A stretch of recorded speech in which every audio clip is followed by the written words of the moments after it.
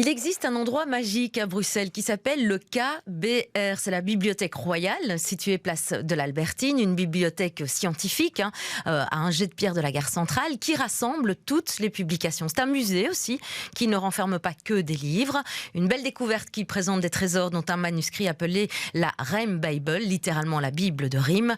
On parle de ce patrimoine de littérature, bien entendu, avec Anne Kelders, la curatrice du musée, qui nous a rejoint dans ce studio. Bonjour. Bonjour. Merci d'avoir accepté notre invitation. Alors c'est évidemment très très intéressant, mais qu'est-ce qu'on peut dire du KBR? Est-ce que c'est la mémoire littéraire et scientifique de tout notre pays? On parle quand même de 8 millions de manuscrits.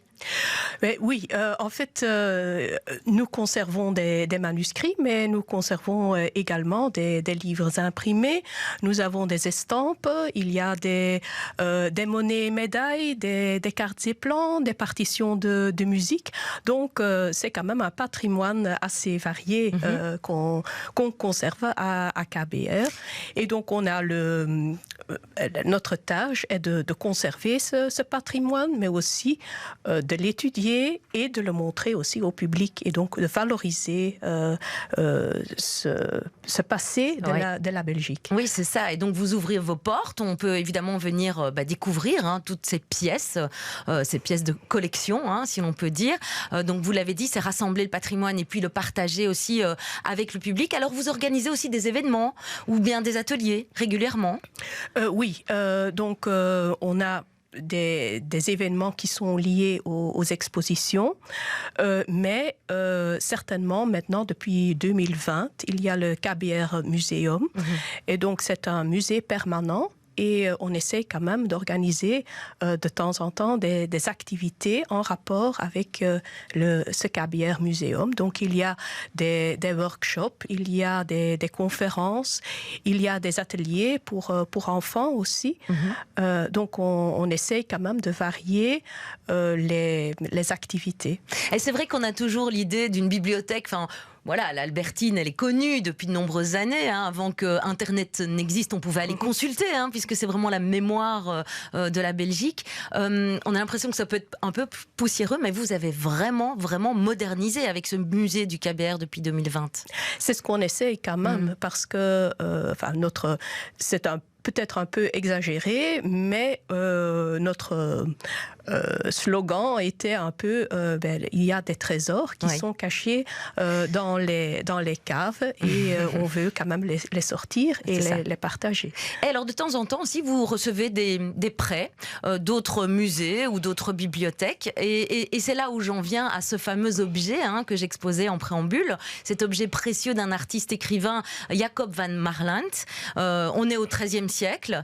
Alors qui est-il et qu'est-ce que vous proposez? C'est assez récent, ça date d'il y a 3-4 semaines environ, cet objet que vous exposez, la Rhyme Bible. Oui, en fait, c'est ce manuscrit qui, comme vous le dites, date de la fin du XIIIe siècle, est assez exceptionnel à plusieurs points de vue. D'abord, c'est un bel objet. Il y a le manuscrit est enluminé, donc ne contient pas seulement le texte, mais aussi les illustrations. Donc, on a quand même à peu près 160 illustrations qui sont dorées. On a utilisé de la dorure, donc c'est vraiment un exemplaire de luxe de ce texte de Jacob van Marland. Jacob van Marland vivait aussi au XIIIe siècle, donc ça c'est assez exceptionnel aussi.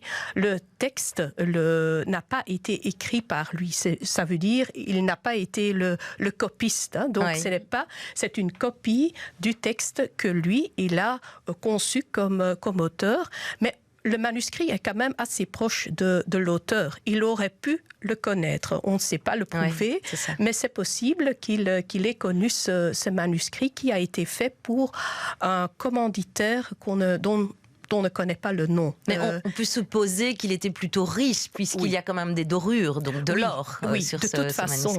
Donc c'est un manuscrit sur parchemin, donc on utilise la peau des animaux. Donc de toute façon, c'était seulement la haute classe qui pouvait se permettre ce genre de manuscrit, parce que parfois c'est un manuscrit qui est assez grand, assez large.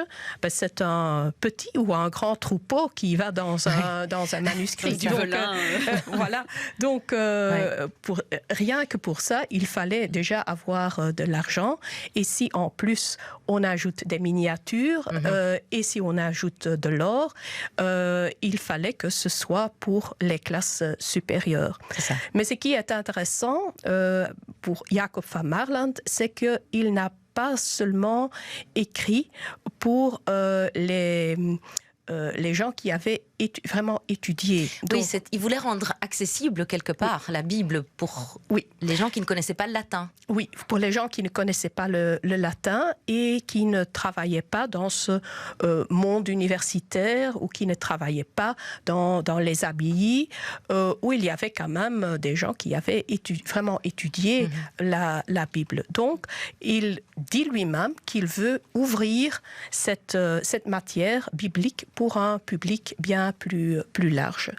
Et c'est pour cette raison-là qu'il utilise aussi des vers. Donc, c'est en rime. C'est en rime. C'est complètement rimé. Ça veut dire une interprétation de la Bible, alors? Oui, parce que donc il ne s'agit pas de la Bible proprement dite. Donc, ce n'est pas une traduction littérale de la Bible, mais il raconte les histoires qui sont reprises dans la Bible, et il s'est basé sur un texte latin, le texte l'Historia Scholastica de Petrus Comestor, et donc mais qui Petrus Comestor a écrit en latin, et donc Jacob van Maerlant le traduit en néerlandais. Après, il y aura à peu près dans la même période, il y a un auteur qui traduira ce texte aussi en français.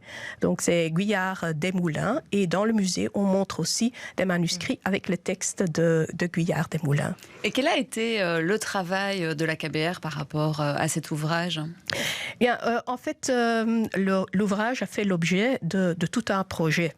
Parce que la raison pour laquelle on a commencé à étudier cette Bible rimée, c'était un problème de conservation du manuscrit. Donc, on s'était rendu compte dans les années 90 du XXe siècle que l'or commençait à se détacher, ainsi que les couches de peinture aussi. Alors, on a essayé à le restaurer. Il a été à l'IRPA, mais à ce moment-là, on n'avait pas encore les techniques pour restaurer. Maintenant, il y a des études qui ont été faites, donc on a restauré ce manuscrit. Ça a pris quelques années, je pense. Hein? Oui. Donc, on a reçu des fonds de la commission, de la Fondation Roi Baudouin.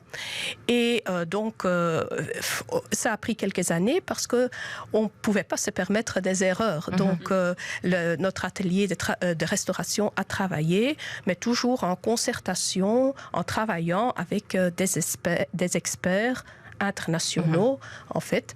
Et puis, on a décidé aussi de publier un livre, c'est ce livre-ci, qui a été aussi réalisé par plusieurs auteurs, mais aussi en travaillant avec les étudiants.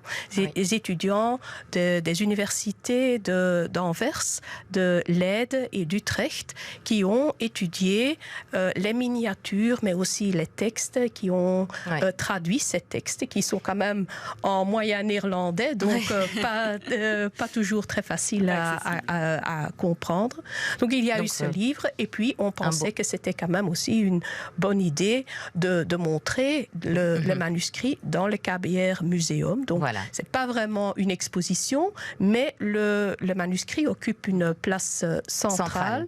Et il y a beaucoup d'autres manuscrits qu'on montre et qui sont liés d'une façon ou d'une autre à cette Rijnbijbel, dont 2 près de La Haye, qui sont venus de La Haye. Donc il y a un autre superbe manuscrit de la Rijnbijbel qui vient de La Haye, et un autre ouvrage aussi de Jacob van Maerlant. À découvrir donc, si vous ne connaissez pas encore, allez-y, c'est gratuit l'entrée, hein?